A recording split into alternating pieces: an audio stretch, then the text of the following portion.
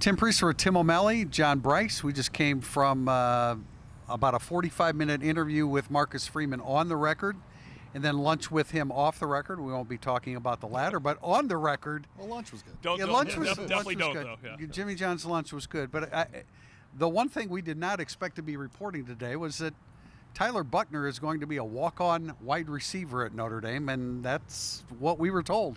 Yeah, and Marcus Freeman and Katie Lonergan sharing that news right at the outset of today's meeting with media inside Notre Dame Stadium. And Marcus really painting the picture of how much Tyler Buckner had humbled himself, came and asked for a role, made it clear that Tyler Buckner was very willing to be as much as just a student assistant coach, whatever he could do to help the team. I don't think any of us who knows the family is very surprised by this. We know that Notre Dame has long held a special place in the hearts of Tyler Buckner's entire family, his grandfather on down, and so this makes sense. Once he returned for lacrosse, just finished winning a national championship with the lacrosse team, Tyler Buckner had that one little detour to Alabama, but he is a Notre Dame guy. I mean, on one hand, of course, news like that is surprising, Tim, but like you said, John, I mean, that's Tyler Buckner. Yeah, he came back to the university. He loved it. He'll still play lacrosse. It helps Notre Dame. He's the best. He would have been the best scout team quarterback in the country. Instead, he'll be learning wide receiver. He'll try to help there, too. I'm sure he'll dabble in other spots.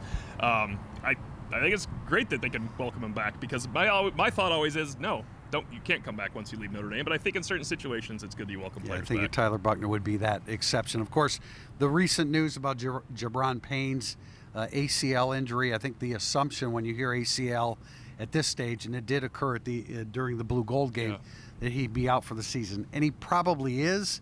Yeah. But Marcus Freeman said he didn't want to close the door on that completely at this point. Yeah, I think Notre Dame's release Thursday afternoon indicated expected to miss the season, right. but also Marcus Freeman revealing that it was a very clean tear, surgery already been performed either the last week of April, first week of May, I can't remember which. But a 6-month timeline, if he was way ahead of schedule, would potentially put him back around the 1st of November. Obviously, maybe you see that scenario and you think, okay, well, if they make a playoff push, Jabron Payne could be available for the playoffs or just, again, a valued member of the team who has carved a role who could just help them prepare in a playoff push. So interesting to hear that. And as T.O. had indicated on our staff chat this morning, the expected move of Devin Ford back to the running back position. T.O., that's happening. Yeah, it makes sense. Devin Ford's the ultimate team player. He wasn't moved to safety to play safety. He was moved to safety to be the #1 special teams player on the team while learning to tackle for the NFL. It was a win-win for Notre Dame. Got to keep their best special teams player. They allowed him to train for his future, and he did that during the spring. And now he'll get some carries, and he'll block for Notre Dame as well. He wasn't making an impact at safety. Right. It was all about the special teams. Right. So it makes sense. He's an excellent blocker. I'm gonna list off some personnel here just to get some of those guys out of the way as part of the conversation. You asked about Bo Collins.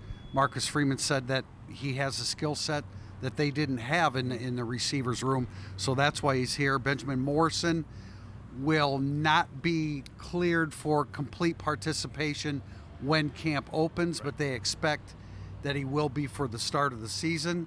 I thought it was interesting him talking about Riley Leonard and just how humble he can be off the field, but hungry he is on the field and in the weight room as well. It was the most revealing thing said today. I thought that he said Riley Leonard is, when you watch him play football, is nothing like when you meet him. When you meet him, he is the nicest guy you are going to meet to interview in your life, possibly. And he said he does not project that on the field. He's a little bit more of a badass, really, on the field. Yeah. I mean, he's a tough, grizzled player on the field that exudes extreme confidence. So that's the type of leader you want on your team because, as we know, we've read the story that Riley Leonard got a Rolodex to look – not a Rolodex anymore, but he looked up every single player's face and name so he could match them before he met them. And one other thing, and we'll just tease our podcast next week, but one other really interesting Riley Leonard note. I've had a number of people on campus, a handful of people at this point in time, tell me Riley Leonard has gone out of his way to text them and say, thank you for bringing me here. Let's go win some football games. That's just natural leadership. You can't fake stuff like that. Pretty impressive young man. And, a lot of talk about the injuries, and we understand it because he had a very injury-plagued season last year, but that doesn't mean that that's going to repeat itself. That seems to kind of be the common thread. He had a bad injury last year, tried to come back from it and couldn't, and so ultimately most of his season was ruined. James Rendell, the Australian punter coming to Notre Dame, he has at least 1 year. It's unclear how many more he will have beyond that. We'll have more information about that. Marcus Freeman, when he was asked about which players are going to be the upstarts, the standouts this year, the first name he said was Billy Schrouth, the offensive guard, the right guard. And then he said Jeremiah Love. I think he was kicking around some other names in his head, but those were the two that he pointed out. I believe he also made reference to the guy I'm currently adopting, Sullivan Absher.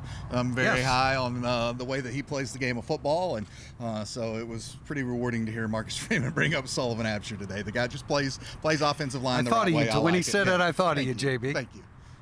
Yeah, and I believe it mentioned Mitchell Evans. Kevin Bauman should be back in time for camp. Kevin's ahead of Evans, obviously, because Bauman was injured two and a half months ahead of time in that situation. So they'll be there for camp. The news to me, I think it is news that Morrison isn't ready for camp, isn't fully cleared for camp, because it's a tough situation. There is 31 days, though, between camp and the first game. But it would have been the best news of the offseason if Benjamin Morrison was ready for camp. Yeah, I mean, I think that's just the cautious, the right way to go about it is saying we don't think he's going to be ready.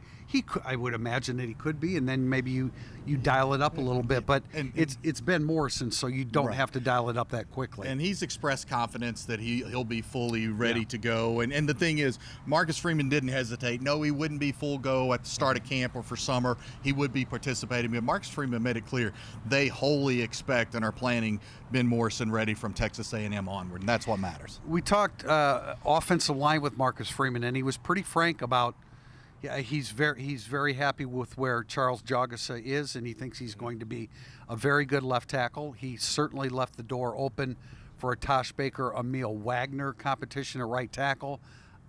We've said it. I think Emil Wagner is going to win that job.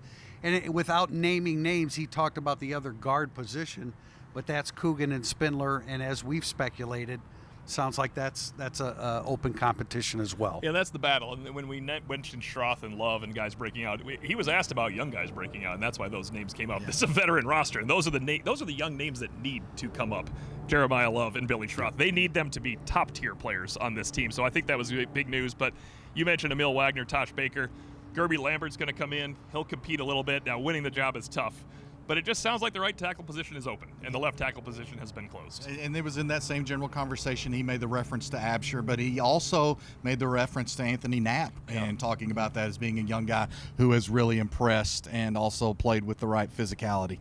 I thought it was interesting, and Marcus Freeman didn't say anything about the previous offensive coordinator, but he did talk about that they didn't feel like they put Sam Hartman in the best situations to make plays, and to me that seems like that's kind of a reference to what was happening with the offensive coordinator. I did take it as personnel driven too, though, and the wide receivers were not available to get off press coverage. The offensive line didn't protect Sam Hartman when it needed to most, and I don't think you want to bash Sam Hartman at all, because if you're bringing in transfer quarterbacks, and he has great love for Sam Hartman, but if you're bringing in transfer quarterbacks and you're going to have a program that they won't next year, but it has 1 year rentals sometimes, you better treat your 1 year quarterbacks well. And to the point of personnel, I thought this all tied together. He said, look, when asked about which receiver had maybe made it the furthest from the end of last season to where they're going with camp, and he immediately answered Jaden Greathouse, but then he expounded on it and said, look, this season meaning he was saying we as Notre Dame,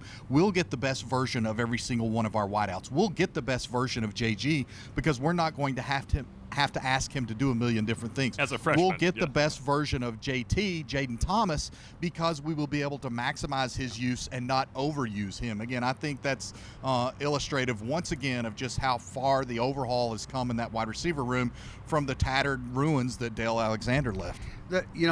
Marcus Freeman talked about one of the lessons that he learned as we were talking about quarterbacks transition from Hartman to Riley Leonard was that he feels the need to spend more time with Riley Leonard, whether it's getting to know him or just, Riley Leonard being in a position to bounce ideas off of him. So that's something that he has tended to. He also talked about, building confidence with this team. And he said, there's a tendency, and I can speak to this as a former high school coach, there's a tendency to try to build through like some negative reinforcement that you're not doing this, we've got to do that. He talked about building confidence. It's just another example of Marcus Freeman, how he learns from every situation he's in. He went He went to 5 NFL programs this spring, or maybe during, I don't know exactly when he did that. OTAs over the Okay, it course was of May. OTAs, right, which have been recent. So, just to learn as much as he can. The whole year 3, the great Notre Dame coaches have excelled in year 3. He said every Notre Dame club that he talks to, Reminds him. wherever he goes, they remind him that, it's year 3. You're expected to do big things. And one quick note on this Notre Dame staff visiting with NFL franchises. Yes, Marcus Freeman went and visited with 5 different franchises. I talked to some folks in Indianapolis last weekend. The entire Notre Dame defensive staff, as well as the special team staff, was on hand at Colts OTAs for a couple of days last week and got some quality time there. Of course, Brian Mason down there, some other common ties on that squad. But it was interesting to note that Al Golden, Mike Mickens, all those guys got down to Indianapolis and got some further exposure. And we've talked before, Notre Dame very much runs an NFL-style defense. All that exposure just helps Notre Dame educate and coach even better. And I think it's important to note that what we don't get right and what we do get right, we don't talk about either one enough. Marcus Freeman in year 3 was going to be a better coach than he was in year 1. And we mentioned that in year 1 before his first game. You will not get the best version of Marcus Freeman in year 1. You'll get a better version in year 3, and it is to be hoped a better version in year 5 and year 7 as well. That is how progression almost always goes in sports. We'll be talking about more of this on our Monday podcast. I do want to end with, he did mention Kedron Young, talked about his skill set, again, which is different from the rest of the room, and that he's intrigued by that. He talked about the Notre Dame culture of being demanding and respectful, and I think that's the MO of who Marcus Freeman is. We talked about revenue sharing, which he thinks is good for the players. We talked about a lot of things, but we're going to cut it off at this point, and we'll rejoin you again on Monday for Notre Dame's Irish Illustrated's Insider, our podcast on Monday. Until then, Tim Prister, Tim O'Malley, and John Brice.